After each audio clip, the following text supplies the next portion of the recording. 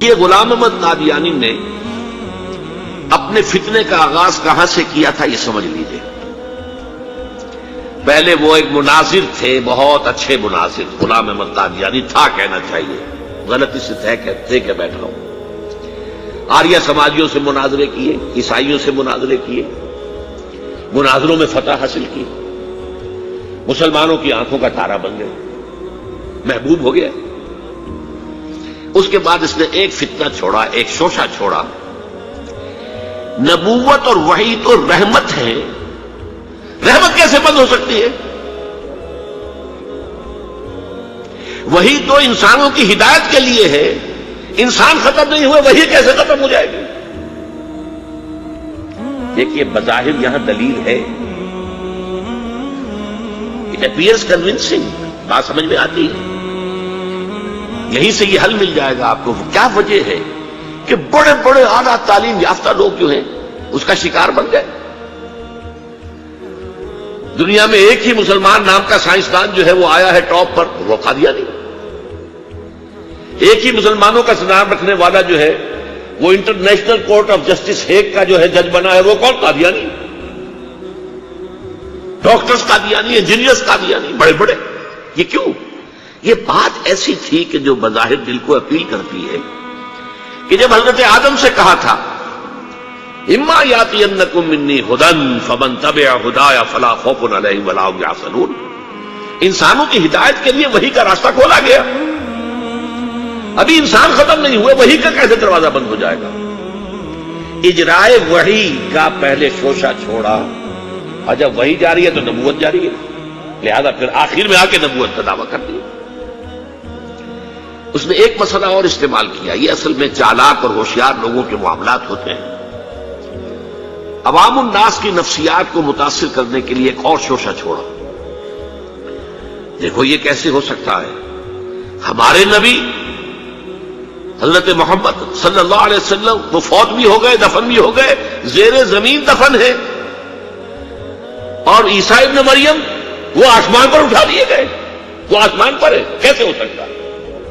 اب عام مسلمان کے لیے اس میں بھی ایک اپیل ہے کہ اس میں تو گویا کہ ثابت ہوا کہ حضرت عیسیٰ ابن مریم جو ہے وہ افضل ہو گئے محمد سے صلی اللہ علیہ وسلم۔ یہ ہیں وہ چیزیں کہ جن سے حالانکہ افضلیت کا اس سے کوئی تعلق نہیں۔ اصحاب کہف اگر 300 برس تک سوتے رہے تو اس میں کون سی افضلیت ہو گئی؟ کوئی افضلیت کا سوال نہیں۔ اس اعتبار سے حضرت عزیر کو اگر 100 برس تک مردہ رکھ کر اللہ نے دوبارہ زندہ کر دیا، کون سی افضلیت اس میں ہو جائے؟ اللہ کی قدرت ہے، اللہ کر سکتا۔ لیکن عام آدمی کو اپیل کرنے والی باتیں ہیں، لہذا اس نے شوشہ چھوڑا کہ نہیں یہ غلط ہے، یہ مولویوں کے ڈھکوسلے ہیں، یہ قرآن مجید میں صراحت کے ساتھ نہیں ہے، یہ حدیثوں کے اندر ہے، حدیثوں کے بارے میں جو ہے وہ ہم اطمینان نہیں کر سکتے کہ حضرت مسیح جو ہے وہ سولی نہیں چڑھائے گئے، وہ سولی چڑھائے گئے، وہ فوت نہیں ہوئے، البتہ زخمی ہو کر وہاں سے اتار لیے گئے تھے، پھر ان کا علاج معالجہ ہو گیا، پھر وہ علاقہ چھوڑ کر کشمیر میں آ گئے، یہاں آ کر ان کا انتقال ہو گیا، یہاں دفن ہوئے، یہاں کشمیر میں ان کی قبر بھی موجود ہے۔ یہ دو ایشو ہیں جو اس شخص نے اٹھائے، اور اس سے عوام الناس جو ہیں جن کے اندر کے علم کی پختگی نہیں ہوتی، یا جذباتی طور پر آپ انہیں متاثر کر سکتے ہیں، یا جیسا کہ میں نے پہلی بات کہی تھی اس میں تو یقیناً ایک وزن کی بات نظر آتی ہے کہ یہ رحمت ہے، وہی رحمت ہے، نبوت رحمت ہے، اللہ کی رحمت بند ہو جائے گی کیسے؟ اب اس کا جواب ہے یہاں۔ میں نے اس قادیانی سے کہا کہ مجھے یہ بتاؤ کہ کیا تم یہ مانتے ہو کہ اللہ کی ہدایت قرآن میں کامل ہو گئی؟ انہوں نے کہا ہاں ہم مانتے ہیں، ہدایت کامل ہو گئی۔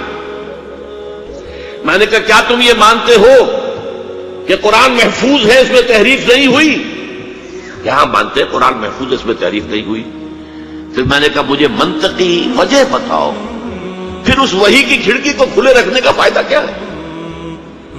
وہاں سے جو آنا تھا جو مکمل ہو گیا قرآن۔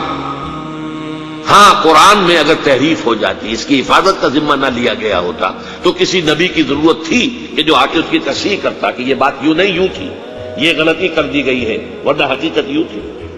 منطقی اعتبار سے ایک حاجت، ایک جواز پیدا ہوتا ہے اس وحی کے جاری رہنے کا اور نبوت کے جاری رہنے کا، بشرطے کہ ان دو باتوں میں سے کسی ایک کو مانو. یا تو یہ کہو کہ ہدایت قرآن میں مکمل نہیں ہوئی، اور یا کہو ہو تو گئی تھی لیکن قرآن جو ہے گم ہو گیا، قرآن کے اندر تحریف ہو گئی، وہ اصل قرآن نہیں ہے.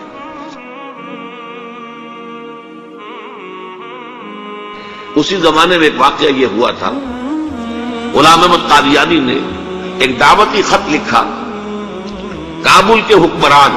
اب میں بھول رہا ہوں کہ وہ امیر دوست محمد خان تھے یا امیر عبد الرحمان خان تھے، ان دونوں میں سے کسی کے سامنے وہ خط پہنچا.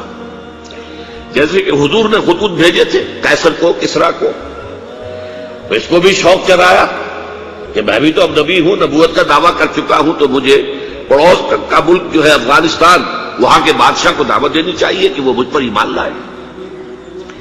جب وہ خط وہاں پہنچا ہے تو امیر کابل نے اسی خط پہ 2 الفاظ لکھ دیے اور واپس کر دیا. الفاظ کیا تھے؟ ای جا بیا، یہاں آؤ ذرا اور یہاں آ کر تم دعویٰ کرو نبوت کا. یہ تم انگریز کی چھتری تلے بیٹھے ہوئے دعوے کر رہے ہو، انگریز کے سائے تلے جو ہے، اور انگریز جو ہے تمہیں سپورٹ کر رہا ہے. تم نے جہاد کو جو ہے ختم کر دیا، دین کے لیے حرام ہے اب دوستوں قتال، حرمت قتال. انگریز کو اور کیا چاہیے تھا؟ گلیڈسٹن نے جبکہ وہ وزیر اعظم تھا برطانیہ کا، اس نے کہا تھا اپنے پارلیمنٹ میں قرآن کو لہرا کر جب تک یہ کتاب دنیا میں موجود ہے امن قائم نہیں ہو سکتا. یہ تو جہاد اور قتال کی بات کرتی ہے. تو ان کو اور کیا چاہیے تھا کہ اگر کوئی اس قتال کو ختم کر دے، منسوخ کر دے، اور مسلمانوں میں سے جذبہ جہاد اور قتال فی سبیل اللہ کو نکال دے، تو اس سے بڑی اور کیا خدمت ہوگی.